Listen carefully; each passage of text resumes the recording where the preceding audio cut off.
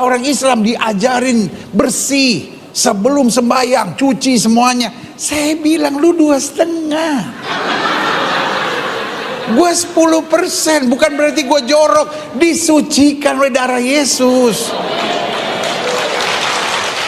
Pasti bayar perpuluhan dia. Puas banget dia seminggu sekali, gak usah cuci-cuci, ya kan? Gak usah bergerak-bergerak. Loh, kita kan bayar 10%, makanya kita kebaktian tenang aja, ya kan? Paling berdiri nyanyi tempat, santai, ya kan? Tapi kok 2,5, setengah mati.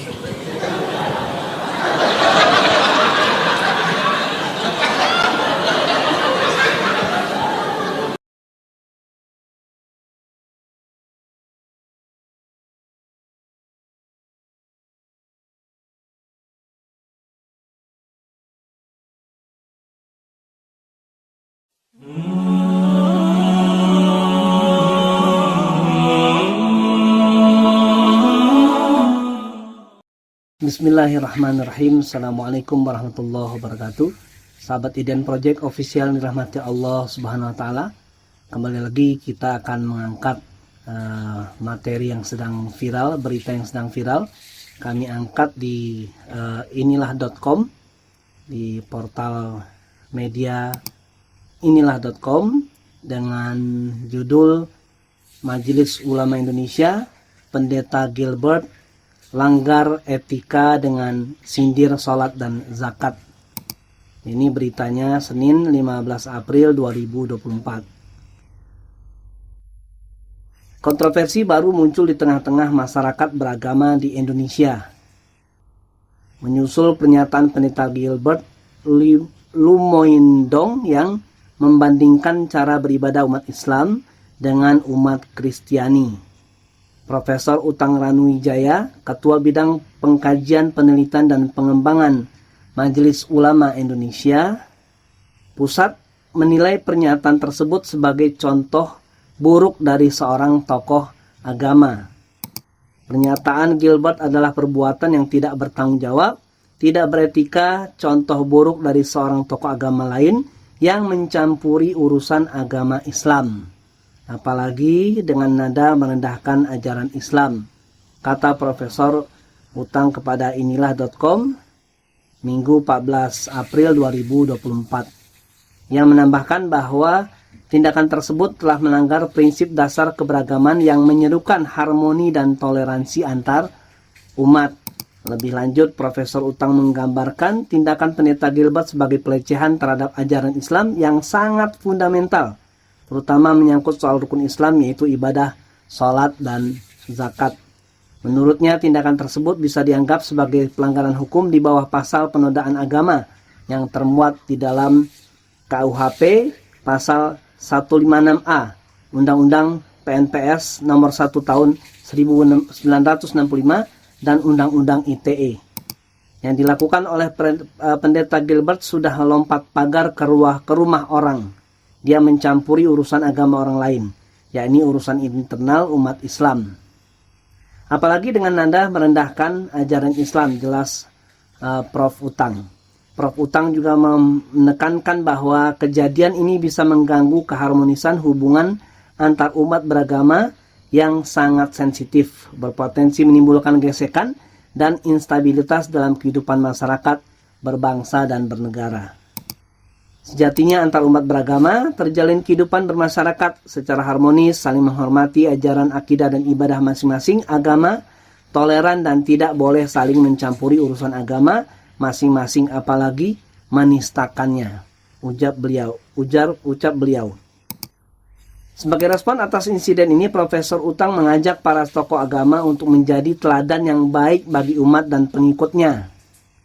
Memulai kehidupan beragama yang harmonis, yang dimulai dari rasa saling menghormati dan memahami. Komentar-komentar ini muncul sebagai reaksi terhadap video yang beredar di media sosial, di mana Pendeta Gilbert dalam khotbahnya membandingkan pembayaran zakat dan kompleksitas ibadah sholat umat Islam dengan praktik keagamaan umat Kristiani yang disambut dengan gelak tawa oleh jamaahnya. Dengan mempertontonkan beberapa gerakan sholat, Pendeta Gilbert mencoba menunjukkan perbedaan tersebut secara dramatis yang telah menimbulkan reaksi luas di kalangan masyarakat. Masih di inilah.com, Ketua MUI Khalil Nafis kasih paham Pendeta Gilbert zakat itu ada yang 2,5%, 5%, bahkan 10%. Kritik tajam diarahkan oleh Ketua Majelis Ulama Indonesia bidang dakwah dan ukhuwah Kiai Haji Khalil Nafis terhadap Pendeta Gilbert Lumoindong yang baru-baru ini mengundang kontroversi karena komentarnya terkait praktik zakat dan sholat dalam Islam.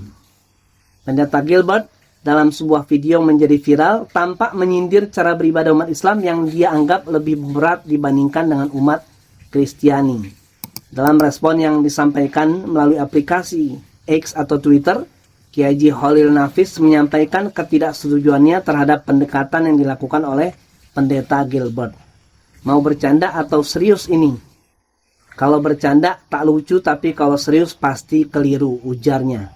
Dia menegaskan bahwa zakat dalam Islam memang bervariasi dengan kadar 2,5% hingga 10% tergantung jenis zakatnya. Sahabat IDN Project Official dirahmati Allah SWT, ada beberapa poin yang akan kami sampaikan.